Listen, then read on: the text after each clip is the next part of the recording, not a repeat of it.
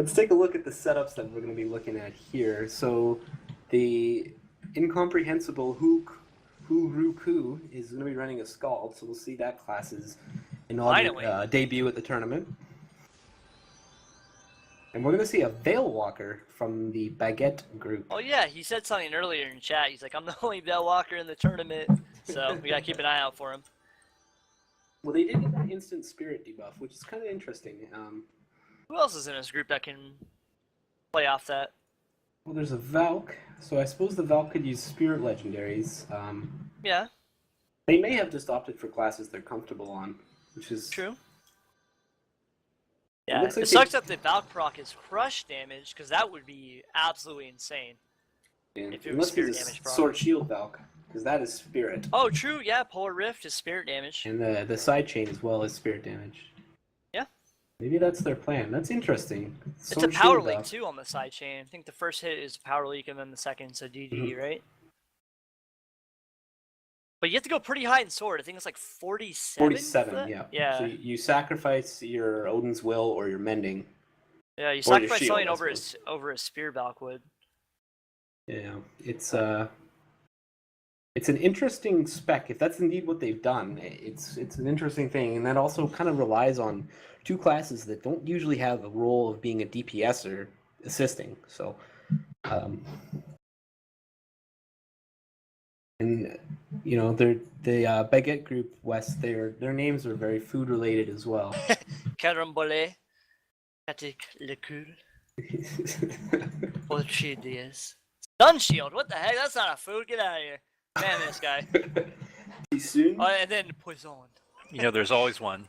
Yeah, yeah, just like in the cheeseburger group. There has to be one guy that just ruins the theme for everybody else. Yeah, we all have that person in our group of friends, so it's I can tolerate it. I mean, even in the Joker, there's that one with the unoriginal name. You know. Yeah. Which one? I don't know which one you're talking about. Dead Reps or Dread Reps? Yeah. They were all Joel Sun, and then you had Dead Heels. I don't remember a group like that. They're the purple guys. Oh, okay. You'll know them as purple, yeah. Yeah, I do remember those guys. Yeah, vaguely. Looks like we're about ready to go here. The groups are kind of eyeing each other up across the battlefield. I think it's going to be mainly tank on tank again, so we'll get another long fight, presumably.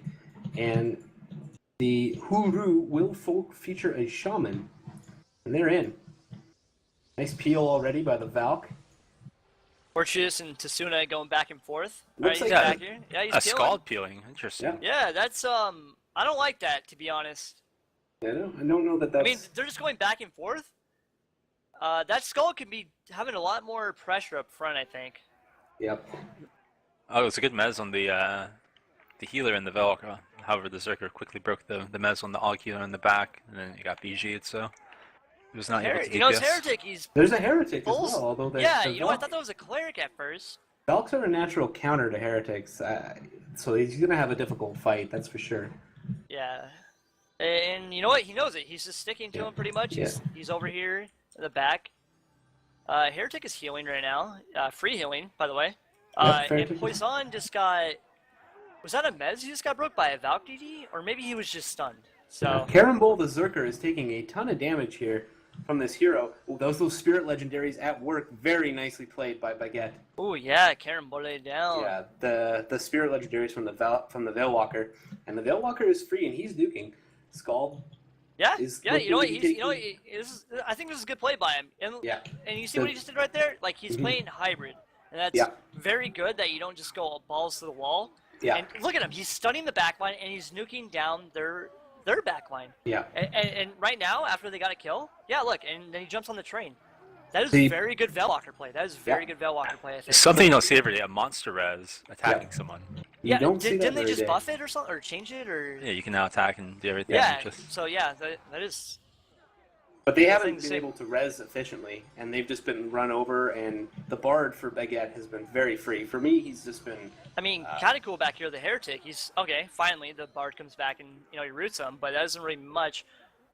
Ordich is... What is this Scald doing? Yeah, I don't know what he's doing here. He's I think he was trying to interrupt his own Heretic. Yep. Yeah, that's what it looked like, and I don't know, that's not okay.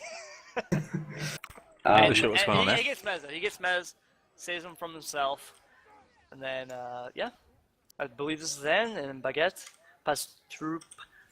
Baguette, pas trop cuite. Oh, there you go. Yeah, exactly what I said. Wins the fight. So it's the battle of the odd French group names, and it looks like the or not particularly cooked Baguette will triumph. Nicely played by the Valk, and certainly nicely played by the Bard for Baguette. Veilwalker as well. I think they executed their setup, which is a fairly strange setup. They executed it very well, and perhaps some first fight jitters from Houlrou as well.